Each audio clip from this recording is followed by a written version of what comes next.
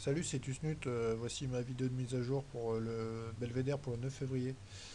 Donc, quoi de neuf depuis quelques jours? Eh bien, un peu de mieux et un petit coup de moins bien aussi, suivant comment on regarde, enfin, suivant ce qu'on regarde du moins. Donc, j'ai supprimé, pour ceux qui suivent, la fourchette d'Andrews qui était en bleu, qui capait un peu les cours à la baisse depuis maintenant une bonne semaine, quoi, puisqu'on a réussi à s'en extraire. Maintenant, complètement. Euh, le segment qui, enfin la ligne qui passait en soutien envers Pop que j'avais tracé déjà depuis maintenant plus d'une semaine aussi, bah, s'avère qu'on a rebondi dessus euh, et on est allé chercher hier la M20, hein. On a même clôturé au-dessus. Euh, Ça c'est mieux bien aussi. Donc du coup j'ai tracé une parallèle à peu près sur ces niveaux-là, qui indiquerait une tendance à court terme, où on pourrait espérer aller chercher euh, les 66, 65, 66 euros si le mouvement haussier se confirme. Euh, Par contre, si on regarde bien, on voit aussi que, en zoomant un petit peu, parce que bon là ça se joue sur des petits détails, même si on avait réussi à clôturer au-dessus de la M20. Bon, on avait transpercé le retracement de Fibonacci, mais on avait eu du mal à s'affranchir du support, de la résistance, pardon, des 61,60 que pareil j'avais fait figurer déjà depuis un petit moment.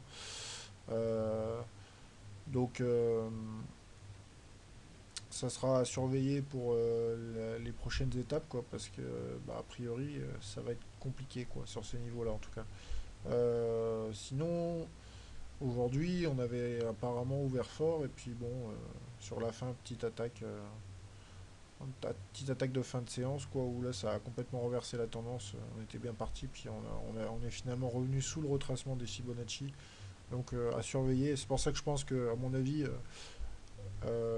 pour demain, enfin j'en parlerai après, mais je pense que faudra être plutôt prudent et peut-être attendre un contact sur le canal vert pomme pour essayer de se replacer aux alentours des 60 euros en fait, quoi, en cas de nouvelle attaque.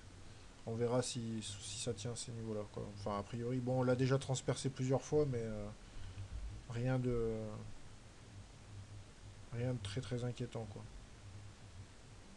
Éventuellement, si on le transperce un petit peu, ça pourrait descendre jusqu'à, je pense, 58, 70, mais bon, ça serait vraiment, pardon, juste des bêtises, 59, voilà, 59, 14, un truc comme ça, mais ça serait vraiment la grosse attaque, quoi. Enfin, au niveau des indicateurs techniques, toujours mieux sur le momentum, ça, on est maintenant repassé positif. On continue de grandir tout doucement. Euh, le stochastique, c'était mieux, maintenant ça aide bien, puisqu'on est nettement au-dessus du signal. On repart plein nord, direction la zone de surachat. Euh, et le MACD, même si ça continue d'être moyen, il y a une très très légère émission là ici, mais bon, ça demandera à être confirmé dans les jours qui viennent aussi, parce que pour l'instant c'est quand même toujours quand même dans une légère phase descendante. Euh, Avant ouais, de regarder pour demain, un petit tour aussi du côté de l'hebdo, parce que vu que je ne l'ai pas fait vendredi, on va regarder plus la semaine passée que la semaine en cours, parce que la semaine elle commence encore, hein. Hop, pour voir que ben, la fourchette d'Andrews avait fait son boulot en fait, hein, jusqu'à présent. Et on avait tenté de la transpercer en semaine, et puis finalement, patatras, en semaine également, on a essayé d'attaquer nettement la moyenne mobile à cette semaine, et puis on a réussi à finir la semaine au-dessus, donc c'était de bonne augure, quoi. Ce qui a fait que ben, on a attaqué cette semaine sur des bons niveaux, quoi.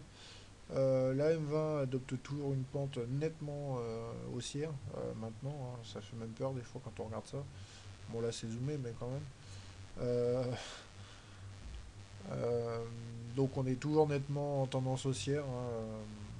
Mais par contre, donc ce que je disais, là où c'est moins bien finalement, par rapport au reste, bon, pour l'instant, il n'y a rien d'inquiétant, mais attention, ça pourrait prévenir pour la suite, quoi.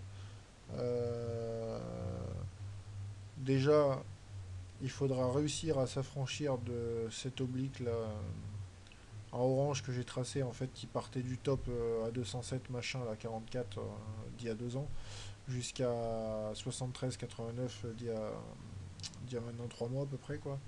Euh, Parce que même si on avait réussi ici à s'en extraire un petit peu, ben, pour l'instant on voit que ça continue de descendre.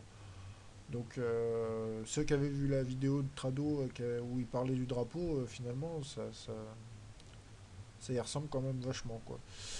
Donc on verra, on verra. Euh, donc voilà, qu'est-ce que je voulais vous dire d'autre là-dessus? Oui, donc on a payé la divergence baissière sur le momentum, hein, puisque ça continue de descendre nettement vers le zéro maintenant. Hop, voilà. Ça continue de descendre. Le stochastique, pareil, il y avait une toute petite divergence baissière, et puis bah, on voit que finalement ça a croisé depuis maintenant hier ou avant-hier, quoi, ouais, hier c'était. Euh, non, pardon, pas hier, la semaine dernière. Ça a croisé la semaine dernière. Et donc, bah voilà, là on attaque la semaine, même si on est positif, vous voyez que le stochastique il se maintient quand même sous son signal, donc ça sera surveillé pour la suite quoi. Et surtout au niveau du MACD, même si on est très nettement positif, il y a le signal qui continue de se rapprocher de la ligne bleue et ça pourrait très bien croiser sur des niveaux assez hauts quoi. Je sais pas s'il y a des endroits où on le voit, mais pas très nettement, pas très nettement. Mais bon, enfin ça sera à surveiller. Bon, il n'y a rien d'inquiétant, mais je voulais vous le montrer quand même quoi. Donc pour le journalier pour demain, donc on va zoomer un peu parce que ça se joue quand même sur des petits niveaux. Hop, euh, hop, voilà, voilà, voilà. Euh, donc là, on est sans tendance en fait. Enfin, on oscille entre la tendance haussière là, et le sans tendance.